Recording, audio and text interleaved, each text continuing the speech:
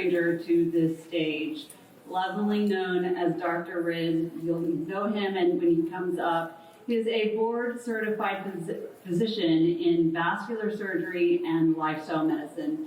He uses his expertise in vascular surgery and lifestyle medicine to provide comprehensive care to his patients, thereby preventing, halting, and at times reversing heart disease. Dr. Riz educates the community through his segment on the Healthy Lifestyle Solutions podcast entitled Doctor in the House. If you have not listened to it, it is fantastic. He will be highlighting the alarming rate of vascular disease, cardio disease, and then focusing on how whole plant-based food diet can actually help treat and then reverse heart disease. Please welcome him to the stage. Thank you very much. Well, good morning, everyone. My name is Rizwan Bukhari. My patients call me Dr. Riz. I had to simplify it a long time ago. It was Riz, R-I-Z. But now, since Webster's has decided to include Riz in their dictionary with 2 Z's, and it's supposed to be something really cool, which I did not know about until my 20-something-year-old daughter told me about it. I'm going to change it. So start looking for some changes on my social media. I don't know. I do move around a little bit. I'll try not to move too much. So I've never given a 20-minute talk before, so that's the thing I'm most nervous about. In fact, I challenged Dr. Barnard to a wrestling match to see if I could get the 1-hour spot, and I lost. Okay. So I am going to move very quickly. But don't worry about the slide set. We have all these things on, they're on the internet. We have a YouTube channel, and you guys can look at these. I have talks from 45 minutes to an hour and a half, and a lot of the similar topics. So anyway, I would like to thank the Drs. Chawla and Ms. Vaughn. Thank you very much. So let's get started. What did I just do wrong? Okay, where's the play button? Should be, we'll just go back down from here. Okay. Yeah. Okay, well, I'm a vascular surgeon, and I won't spend much time on that. I'm one of the specialists who works on the blood vessels, and there's literally 3 of us. There's the cardiologist, who specializes mostly in the heart. There's the cardiac surgeon, who does the operations of the heart, and I'm a vascular surgeon. I do the medical and the surgical treatment of all of the rest of the blood vessels in the body. So that's one of the things I'm going to try to not spend too much time on. I also, again, messed it up. Let's try this. Okay, I think I got it here. Okay. It isn't, yeah.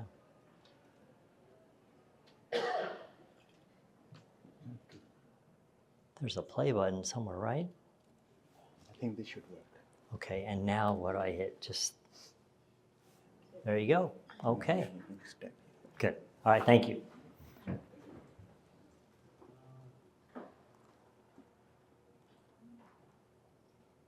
So what I'm really here to talk to you about today is atherosclerosis. Atherosclerosis is hardening of the arteries. It's the plaque buildup in the arteries. It's what narrows our arteries. And atherosclerosis, or cardiovascular disease, is the #1 killer of Americans.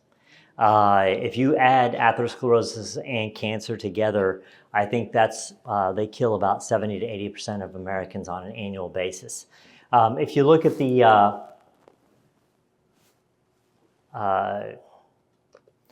this picture right here, I've got a couple of slides that kind of demonstrate what atherosclerosis is. If you look up here on the top left, you'll see what's called a normal, what would be a normal artery in the leg. And then as you move to the right, you see this yellow stuff. That's the buildup of plaque.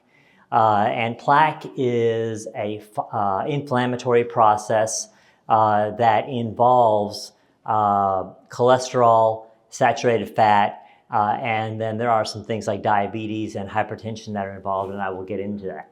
And you can see how the plaque narrows the opening and decreases the blood flow. And over on this side, you can see what we have various stages of plaque formation. In the very beginning, we just have a little bit of lining, and then it starts to get worse and worse. And I like to bring up this picture because when I was in training, we thought that plaque started in your 30s, 40s, and 50s. And what I've subsequently learned through some studies is that it starts at a much earlier age. There was a study done on Korean war vets killed in action. They did autopsies on 100 continuous or distinct people killed straight in action, and they found that 78% of 22-year-old men had atherosclerosis. So atherosclerosis starts at a young age, okay? And I will tell you this too, at one of these meetings a couple of years ago, one of my maternal fetal medicine specialists told me they now see atherosclerosis in arteries in babies in utero. So what does that mean? That means that the mother's diet is now beginning. So we've got atherosclerosis starting at an earlier and earlier age. And for me, what have I seen in my career? When I started back in the 90s, my patients were all in the mid to late 60s, maybe even 70 years old. But now it's not uncommon for most of my patients to be in their late 50s, even there's, and I've seen some in their 40s. I've even treated some 20-year-olds. So the disease is starting earlier and earlier, and I think it's likely a result of our diet, as our diet has gotten worse from the 50s through the 60s through the current modern age.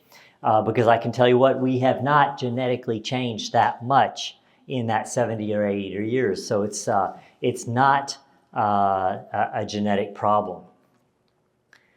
I bring up this slide here to show you just kind of what the lining of the artery looks like. And there's this one little layer called the endothelium, and it secretes what I consider to be my favorite molecule. Every doctor has theirs depending on what they specialize in. Mine is nitric oxide.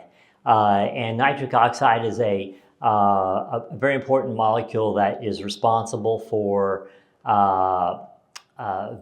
dilating the arteries and reducing the blood pressure, but it also prevents atherosclerosis. And that's important because we can help that with our diet. We naturally, around the age of 40, we begin to make less nitric oxide in our body. And so that there might be this natural progression towards the beginning of atherosclerosis. And I want to see if I want to go back. Yes, so this is just to show you what a normal artery looks like on the left side. It's a beautiful multi-layered vessel with a very thin layer of intima. Over here on this side is what an artery with plaque looks like. And you can see that the opening is very small. And what's important about this one is there's no intima. The intima has been destroyed. As we develop atherosclerosis, it also destroys the intima. And so the interesting thing is the endothelium, which produces nitric oxide, which prevents atherosclerosis, is actually being destroyed as we get atherosclerosis. So it's kind of a bad cycle going down the drain.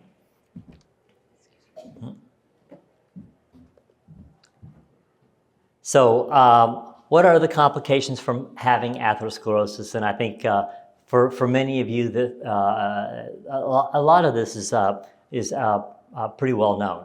One of the most common ones is the heart attack, the blockage of the coronary arteries, and the unfortunate thing about a heart attack is 50% of the time it's fatal.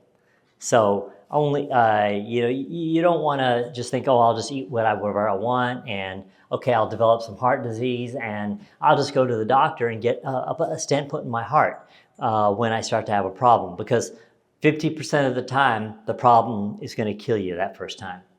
Another big thing is stroke and dementia. I treat a lot of stroke, which has to do with the blockages of the carotid arteries. It's one of the main reasons that people have strokes, because it either limits blood flow to the brain, or pieces of plaque or clots break off and go to the brain and block off brain arteries and cause stroke. The other thing I wanted to point out is dementia. People don't really understand that dementia is a multifactorial disease. We all hear about Alzheimer's disease. It seems to be the one that gets the most name or mentioning out there.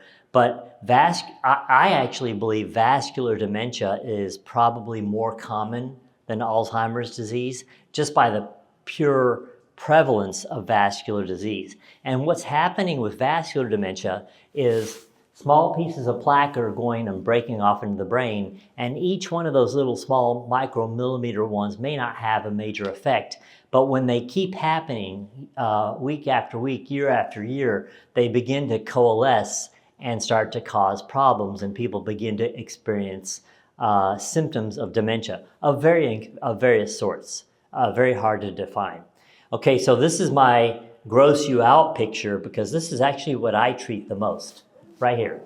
I am a limb salvage specialist and an amputation prevention specialist, and I treat gangrene. And gangrene is so prevalent you cannot imagine, so I will try to get that off there for you, just so you don't have to stare at it too long. Okay, but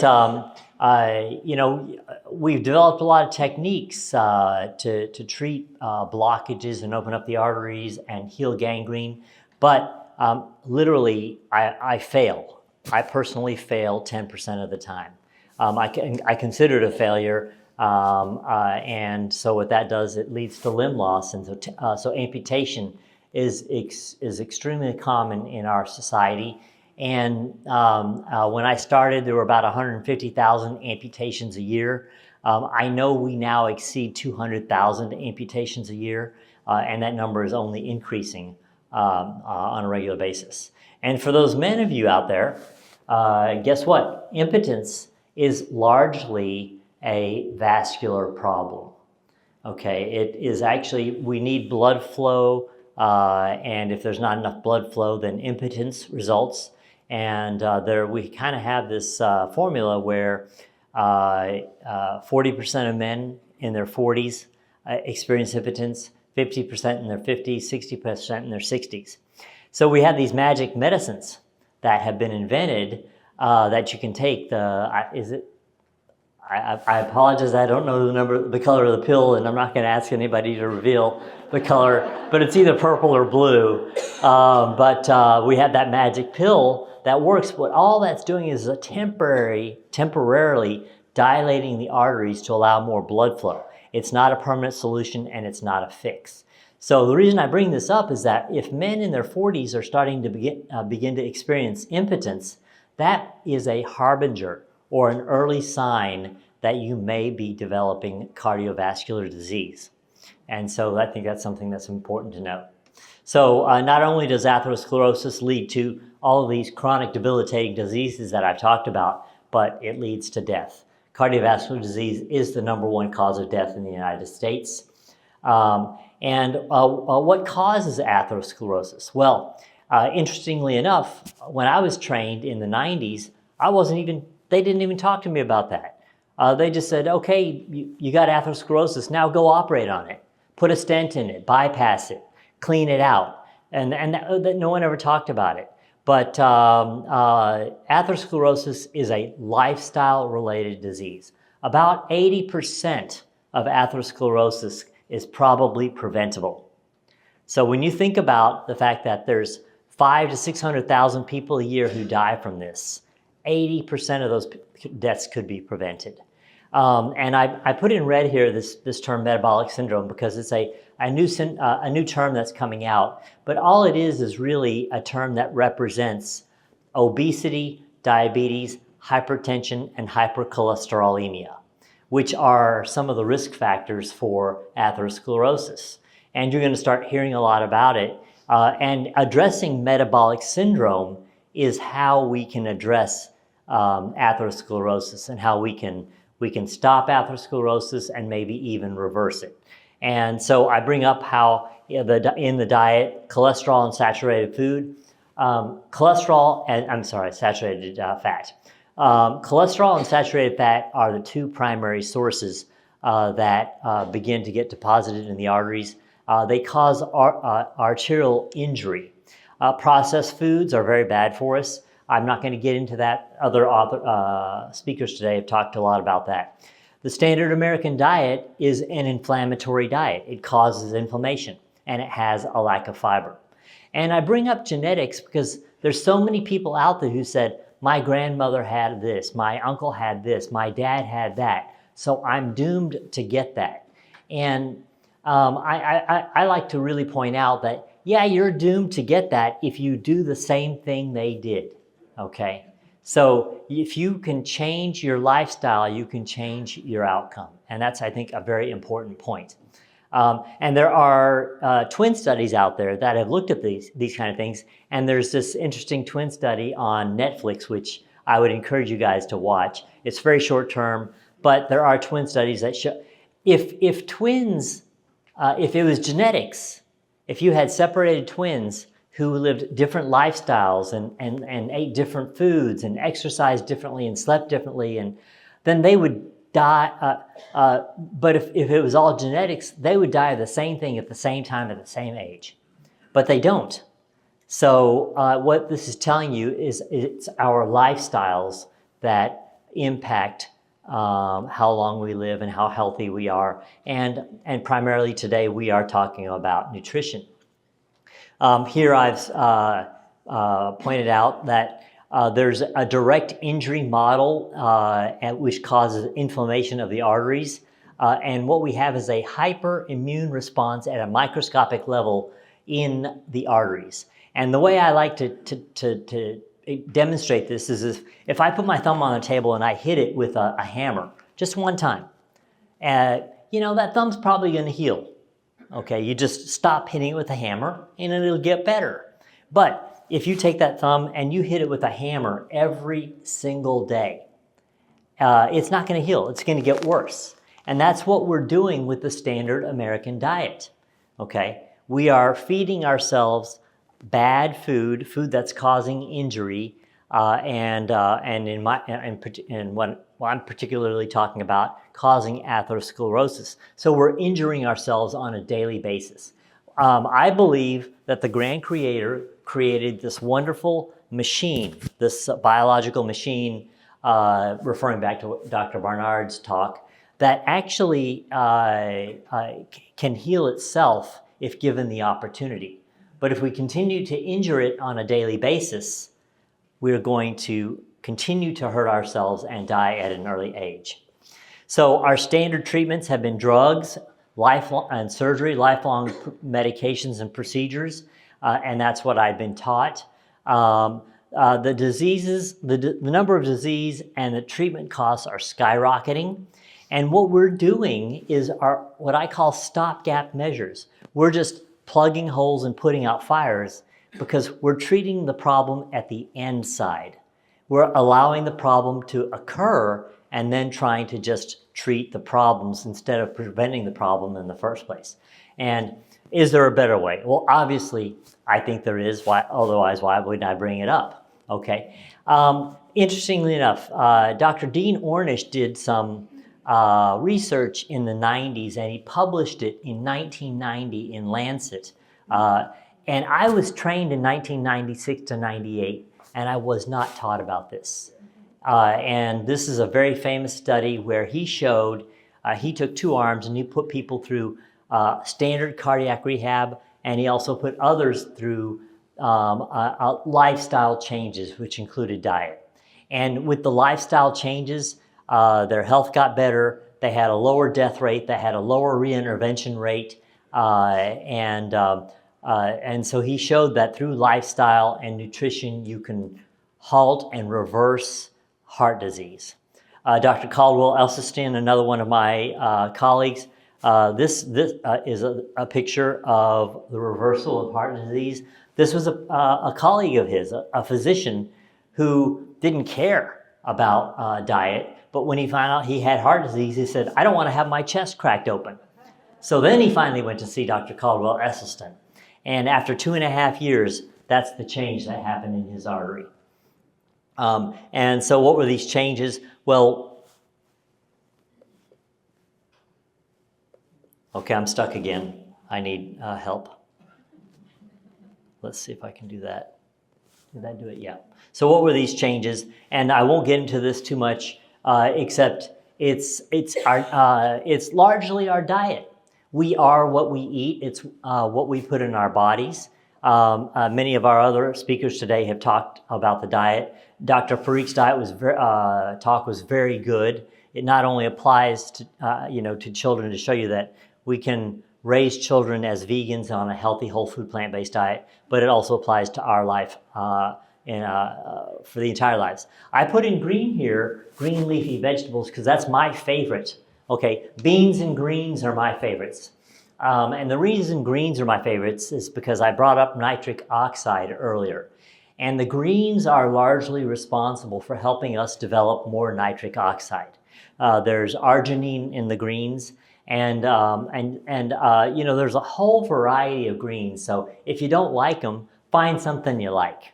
Okay, well, I grew up not eating greens. My mom made the best spinach in the world. I'm an Indian, Pakistani background, and when she would put that in front of me, I wouldn't eat it. Now today, my favorite food is spinach. Okay, although I will say I eat more arugula because it has a higher arginine content. But Dr. Caldwell Esselstyn, when in his famous study where he reversed, and he took 25 patients who were considered had less than 6 months to live because they were non-operable, and he put them on 6 doses of spinach a day, and I think 11 of 12 of them lived another 12 years. So that's why greens are one of my favorites. I eat a lot of arugula. I eat a lot of spinach, but you can eat beet greens, kale, Swiss chard, all of the green leafy vegetables. Even beets are very good.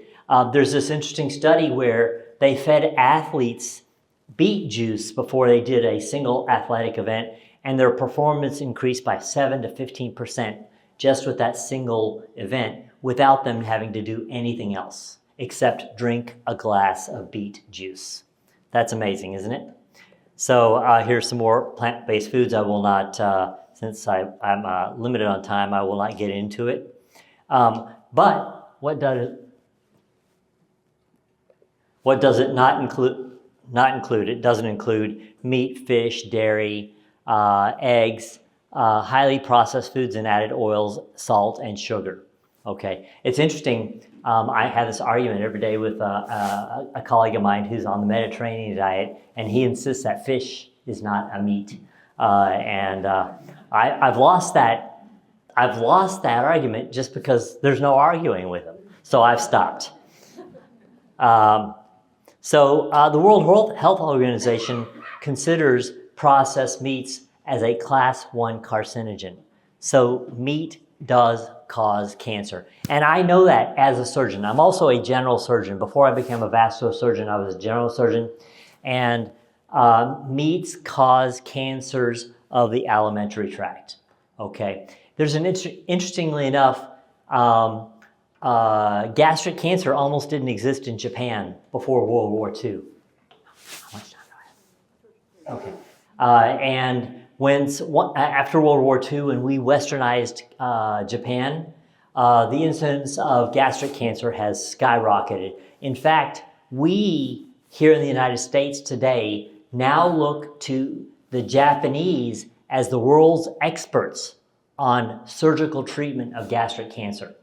So in just a few decades, we went from a country that didn't even have the disease, to now they're the world's experts on treating that disease.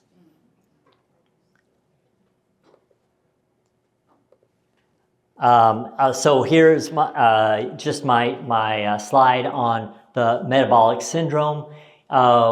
This is where we focus from a lifestyle standpoint on arresting and reversing disease. It's cholesterol, it's diabetes, it's hypertension, and it's obesity. We have this thing called diabetes today. As we've gotten more obese as a society, we have more type 2 diabetes. Type 2 diabetes doubles the inflammation at the vascular level, causing more atherosclerosis. Hypertension stiffens our arteries, contributing to atherosclerosis. And cholesterol, as I said, is one of the initiating factors. We make cholesterol. Our liver makes cholesterol. So why would we be designed to make our own cholesterol if we needed to eat exogenous cholesterol? We do not need to eat exogenous cholesterol. And the only source of exogenous cholesterol is meat products, not plant products. Just one slide here on nutrient composition, just to show you the difference in the nutrients between a plant-based meal and an animal-based meal. Something that's really important to me is you can make yourself heart attack proof. Now there's no perfect world, but you can make yourself heart attack proof by increasing your fiber content and decreasing your cholesterol. So get your fiber content to 50 grams a day or even 100, and get your cholesterol below 150 and get your LDL below 70. And you are going to decrease your cardiovascular risk from 40%, which is the standard American risk, and get it down to 5 to 10%. Okay, you can't eliminate it completely, but it will decrease your risk. I put this up here to talk to you. In 1964, the Surgeon General finally put a warning on cigarettes.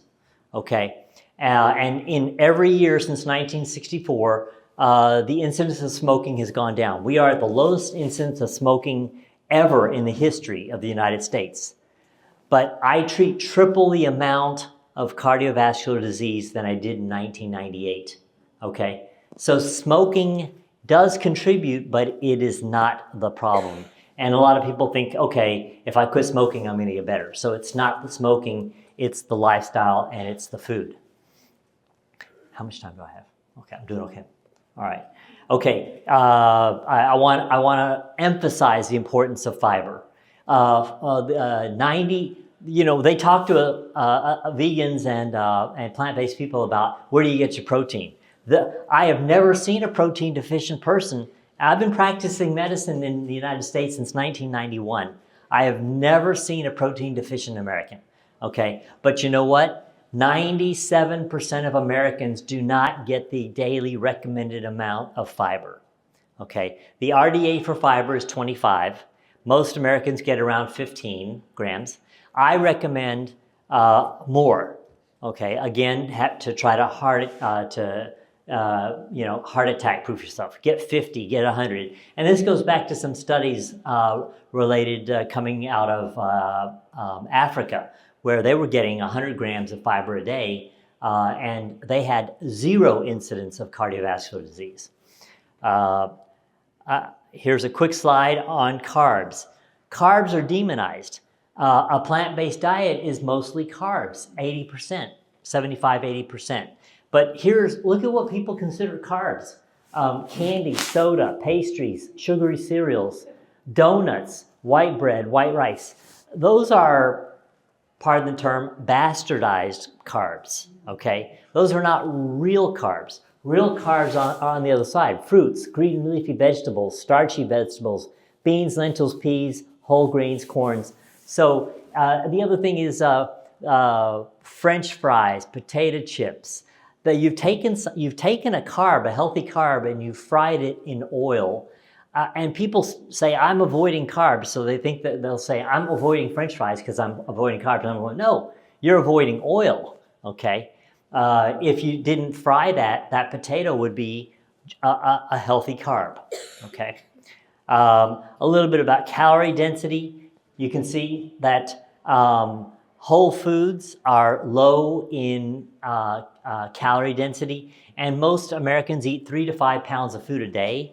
So you can easily eat as much whole food, plant-based stuff, especially fruits and vegetables and legumes, and not exceed that 2,000 or 2,200 calories a day. But if you go to the other side, to the very high calorie meat-based products, that's why people are gaining weight.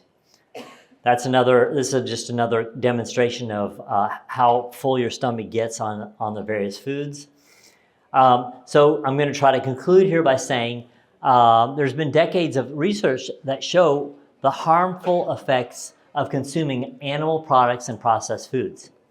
And then there's been thousands of studies that have shown the benefits of consuming plant-based foods. There's not ever been a single study showing the deadly effects of consuming fruits, vegetables, whole grains, legumes, nuts, and seeds. Okay, very interesting. And here we are. We're a pill-popping nation, and we're just conditioned. This is brainwashing and conditioning. This is the way we were raised. This is the way our society is, and this is what we need to break. Okay, but it does not address the underlying cause of disease, and the change must begin with the way we eat. So this is just what I've said. This adds up to 1 million. There's 1 million cardiovascular major deaths and or major morbidity on an annual basis. This is a cartoon attributable to Dr. Dean Ornish. Here are a couple of doctors who are just mopping up the floor. They keep cleaning up the problem. But the real problem is that the sink is stopped up and it's overflowing. So if they would address the real problem, they wouldn't be having to mop up the floor. And then I'd like to quote Dr. Greger that there is no broccoli lobby, okay? And there's no money in eating broccoli, and that's one of the problems. And so it's really up to you to stand up for yourself and stand up for your health. This guy right here is a vegan, okay? He doesn't eat meat, and our cows and our other sources of meat, most of them are typically vegetarian, vegan. They're given meat today in the way our world works, but typically they don't. So I'll quote Hippocrates by saying, "Let food be thy medicine." And let me conclude by saying, here's some information if you want more. I have a cardiovascular guide on nutrition. If you guys want to download that, please, by all means, use the QR code. Thank you very much.